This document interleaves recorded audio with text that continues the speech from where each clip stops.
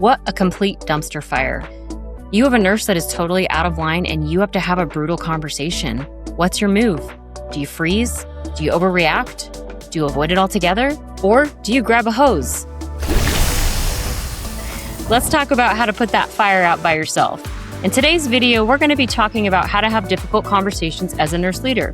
We're going to be breaking down some tried and true tools that are going to help you be successful when you start actually trying to have these conversations.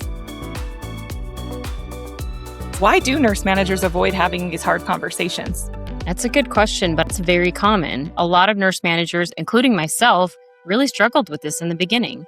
I think some of those fears are going to be around fear of being disliked, fear of coming on too strong or being told in the past that they came on too strong, maybe don't know how. Maybe you never have given feedback to anybody and you don't even know where to start. And fear of how is that person going to respond? Because ultimately we want to be able to get past this and have a productive and professional relationship.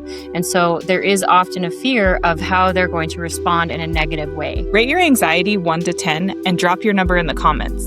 We want to know what makes you so anxious about having these chats. The hardest part is just doing it, but put kindness in your heart and clarity in your voice. Before you open your mouth, make sure you clear your mind.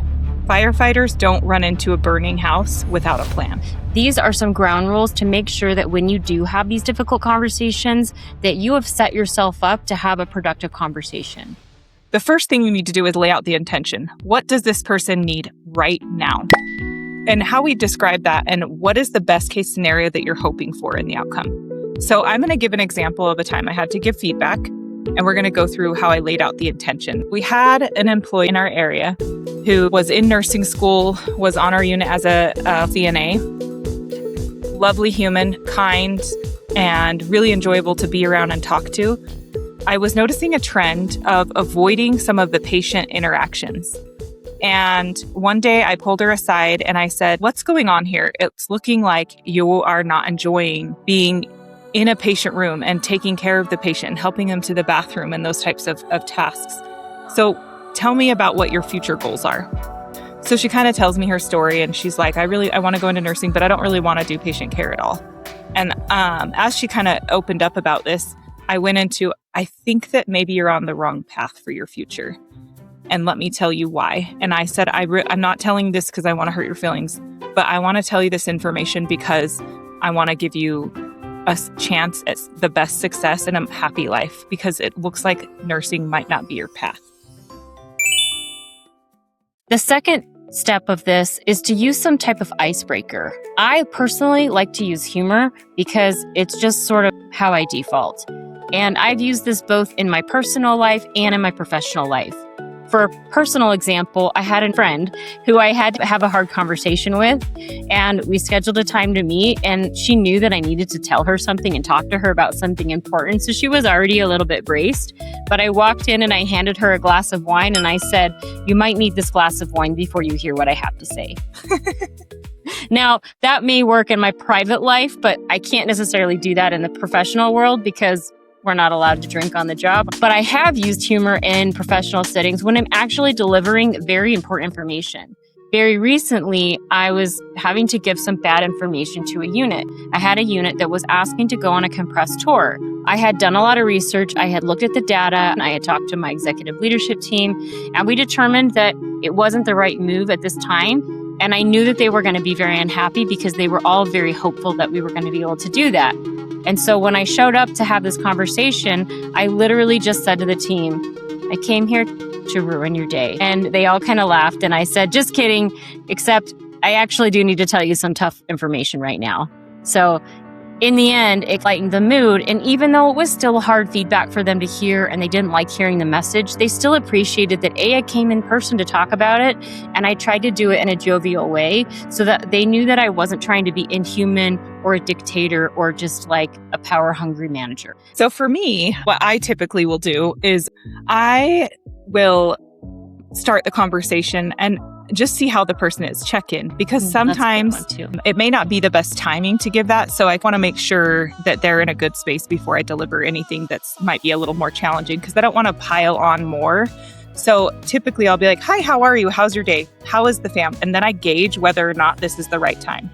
So if it is the right time, then I go into, I have some things that are a little bit challenging to talk about and we want to get into it. So is it okay if I go over that information with you now?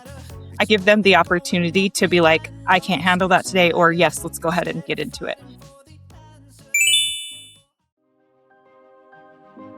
The third one is put out the fire. Don't beat around the bush. Focus on actions you want to see instead of what went wrong. Cindy, do you have an example of this? Yes, and what I want to talk about is an example of when you use tangible information. I think a lot of times in leadership and in general as humans, when we're giving feedback, we have a tendency to talk around things and we don't get to the point and really identify the specificity.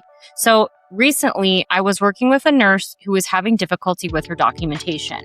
Specifically, she was working on SBAR communication, but in her R, which is supposed to be recommendation, she wasn't fully closing the loop. And so in her R, she would say something like, this patient needs to go to this team next.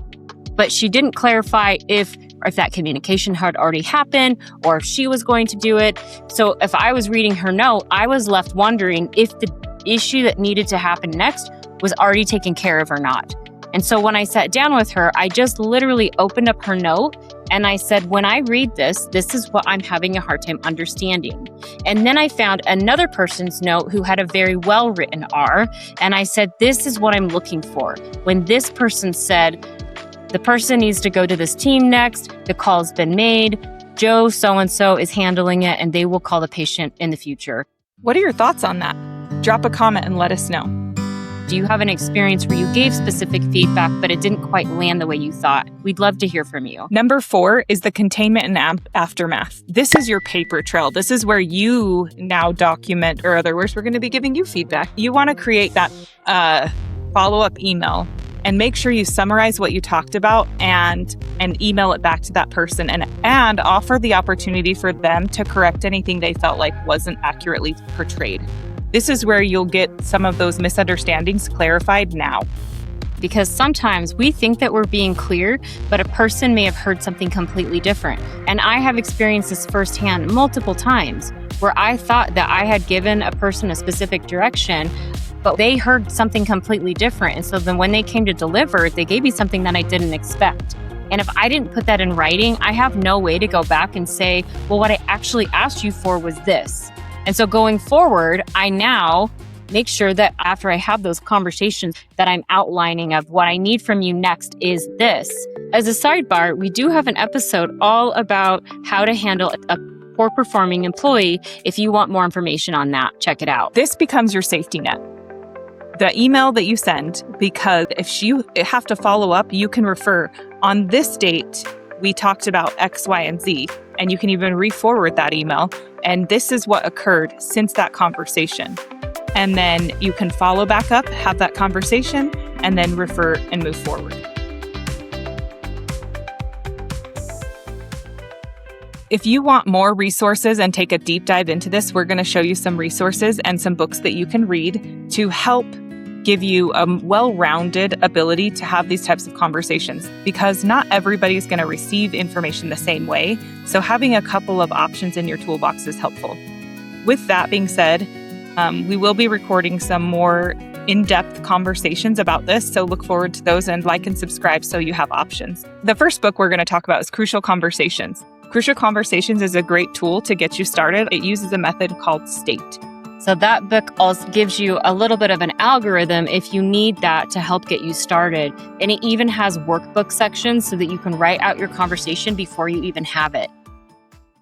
The next one is Nonviolent Communication. That book is a way to approach conversations in a very safe way for a lot of people. In nonviolent communication, they talk a lot about how we can't receive information if we feel like we're being attacked. And so it teaches you how to frame the information in a way that's going to come across as helpful instead of negative, because we're always going to be able to hear information more readily if we don't feel defensive in the first place. And that book helps you set yourself up so that you can give that feedback so that it actually lands and goes somewhere. The last resource that we want to talk about is by Brené Brown, and it is called Dare to Lead.